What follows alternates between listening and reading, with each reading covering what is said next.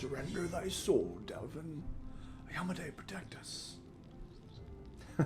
Got you again. How many times is that today? Take your jokes and shove them, tiefling. Whoa, easy there, Chief. Don't hit me. Hey, Chief. Hey, Dreamboat, come over here. I want to talk to you about something. Something really important. The young tiefling sits cross-legged on the floor. He looks relatively calm for someone in shackles, but his tail whips back and forth in agitation. Noticing your attention, the tiefling sits up and beckons you over. Quit bothering the decent people in here, Woljif, or I'll knock your teeth out! What's it to you, Delvin Dum-Dum? You were told to guard me, and I'm not stopping you. But no one told me I had to shut my trap. Who are you? Woljif. Woljif Jefto. I deal in useful things. I can get you whatever you want. Anything. But there's just one problem. The tiefling rattles his chains and gives you a meaningful look. Well, why are you in chains? Does it really matter? Don't get hung up on the past, Chief. Don't look to the future. Live in the here and now. He was caught thieving. Alright, well, what do you want from me? I'll lay it out for you. Simple job, 30 minutes tops. We go someplace, talk to someone, and in return, whatever you want, I'll get it for you. Some extra rations? No problem. Armor, weapons, scrolls, you name it. It's as good as yours. If you need my help with something, whistle and I'll be there. I'm handy enough with knives too, and even my magic know-how isn't too shabby. What a load of guff! If you were good at magic, you wouldn't be stuck in here now, would you? Don't you listen to him, Chief. He'd find fault with the Queen herself. I'll be useful to have in battle, and I'll sell whatever you want at a reasonable price. It's your lucky day. You won't meet another gem like me in Canabras. Your shadow. What was that? Get me out of here and I'll tell you. And don't worry, it's not contagious. Alright, well, I can't help you while you're chained up in here. How do I free you? That's easy. You know Irabeth? Feisty looking gal, always wears armor. You can't miss her. She's the meanest fighter in the whole city. When you see her, put in a good word for me, will ya? Tell her there's this guy Woljif locked up for no good reason in the Defender's Heart. Well, for the follies of his youth. And he really wants to get out on bail so he can keep up his good behavior and make a contribution to society. You got that? Will you do it? Oh, I'll think about it. As long as it's just thieving, you can help me out. I'll talk to her. Alright, I'll talk to her about your situation. I knew I could count on you. Knew it the moment I laid eyes on you. We'll talk later. There's a tiefling chained up in the Defender Heart. Can you tell me a bit about him? Erebeth shrugs scornfully. Woljif is a petty thief from a gang of thieflings operating in Canabras. That's what we call them in these parts. They tried to rob a vendor of magical items recently. Unfortunately, we apprehend only one of them, and the rest managed to escape. Now, we have nowhere else to keep him apart from the Defender's Heart, but that is hardly a prison. Woljif knows it too. He's been begging us for days to let him go free or have someone vouch for him. He's already asked you to put in a good word for him, hasn't he? Irbis squints at you thoughtfully, then shrugs. If you want to recruit Woljif and put him to good use, go ahead and take him off our guards' hands. We can ill afford to let a soldier spend their days watching over a middling thief. I hope the tiefling proves useful, should you decide to take him along. Alright, thank you.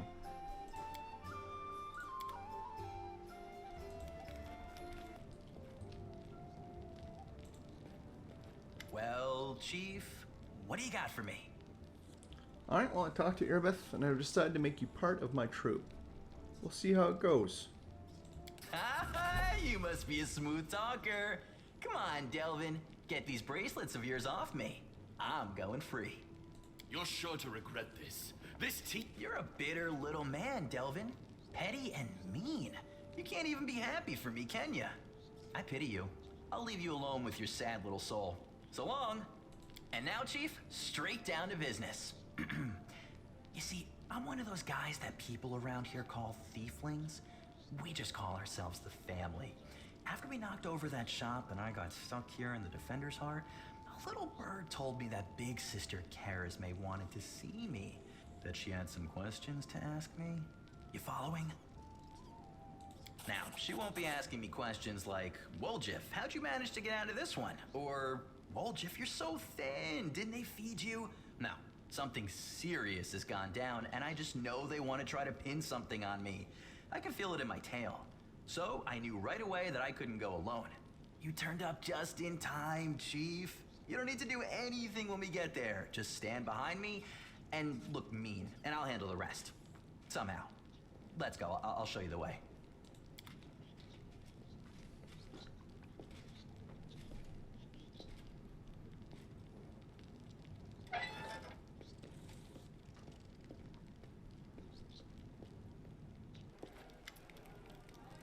Woljif gives you a friendly wave. Hey, Chief, want to talk? Yeah, I want to know a bit more about you. How much is more? Are your family tieflings too? My family? That's an interesting story. Actually, I don't tell it to just anyone. My father and mother had a bakery. Life was great, but the gods never blessed them with any children. One day, my mother went to the river and washed some clothes and saw a basket floating downstream. Inside the basket was a baby, adorable and chubby and fast asleep. It was yours truly. In my hand was a note spritzed with expensive perfume that said, "Take care of my little angel." My brother brought me home. My mother brought me home, and she and my father realized right away that I was heaven sent. They raised me as their own. When I turned 15, my mother showed me my baby blanket. It was embroidered with a coat of arms of an unknown kingdom, all in gold thread. Ever since then, I've been looking for my real parents. But it's not easy. Traveling takes money, so if you have a few gold coins, I'll pay you back as soon as I find my real family. I'll give you my word. I'm sorry, Woljif, I am not buying that. Seriously? Wow. Usually everyone just believes everything I say. People love stories like that, you know. Cute baby, a basket, a blanket, what's not to love? They look at me differently, as if I'm worth more just because the sheets I spit up on might have had a fancy coat of arms on them. If I was really a prince, I wouldn't be sitting around here, I can tell you that much. I'd have already gone to take what was rightfully mine, and then I'd come back with an army, so I could watch the guards and merchants who pushed me around all my life bow and scrape before me. But that's not going to happen. You want to hear the real story? The true story is boring. My family is human, both my father and my mother. They used to live in a village nearby. I forget the name. When my ma had me, my old man got so mad he almost killed her. Pinned her to the wall and started asking questions, like why his son had horns and a tail. Well, my ma told him that her mother, my grandma, used to fool around with a demon.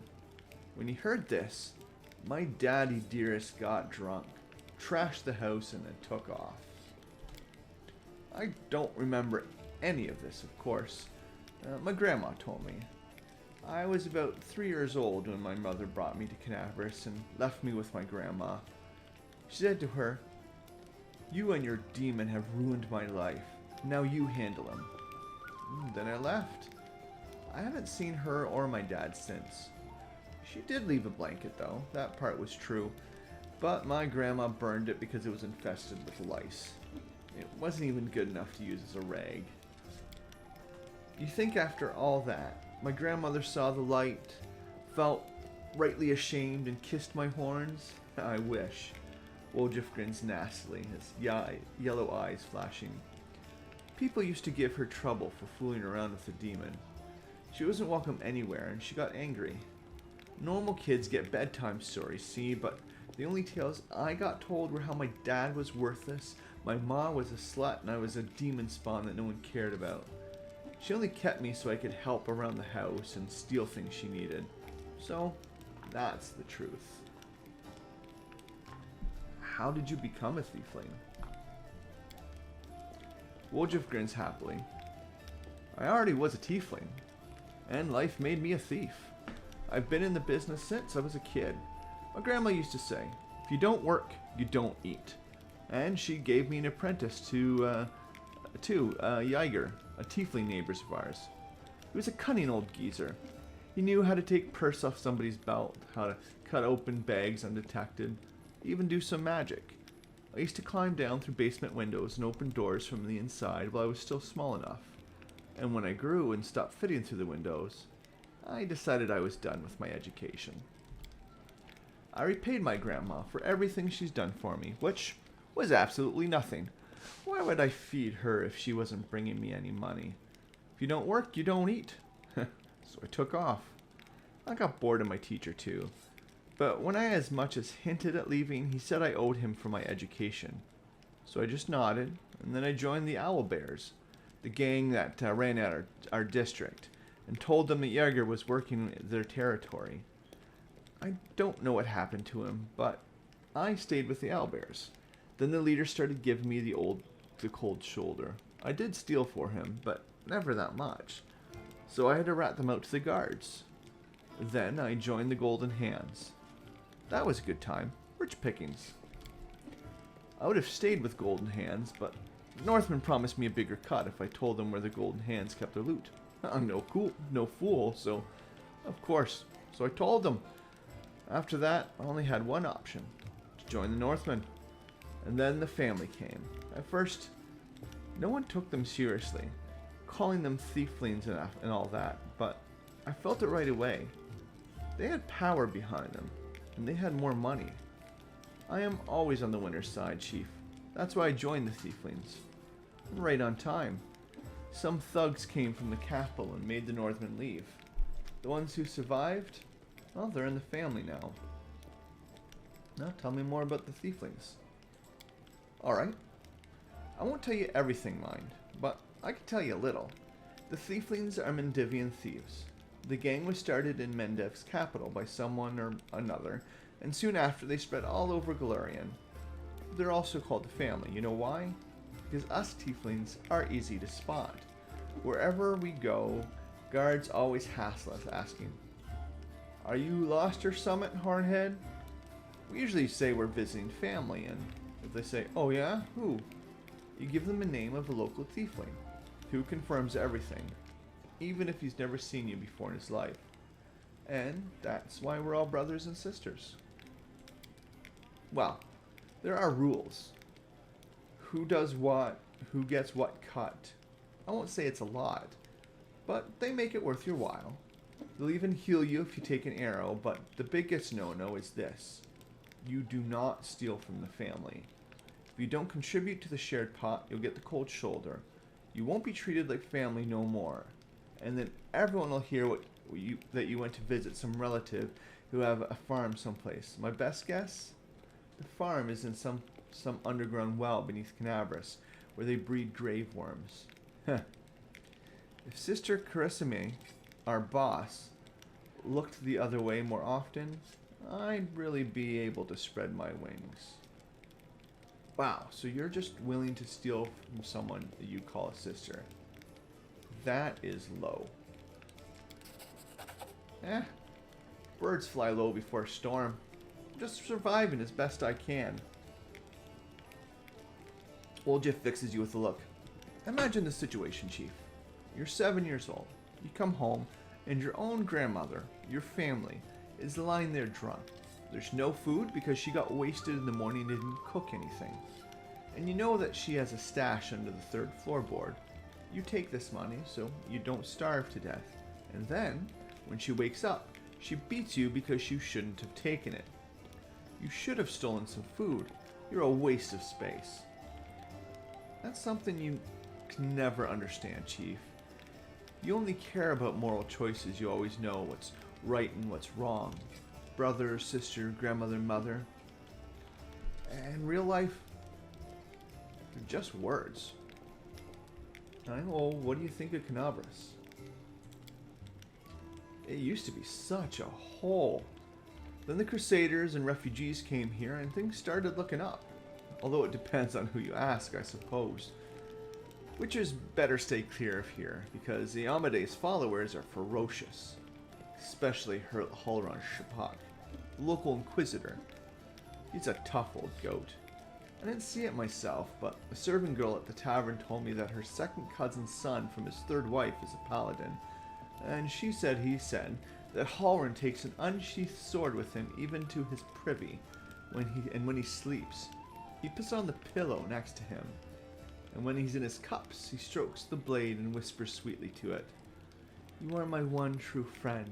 You are the only one I can rely on. Erebus given us a hard time, too.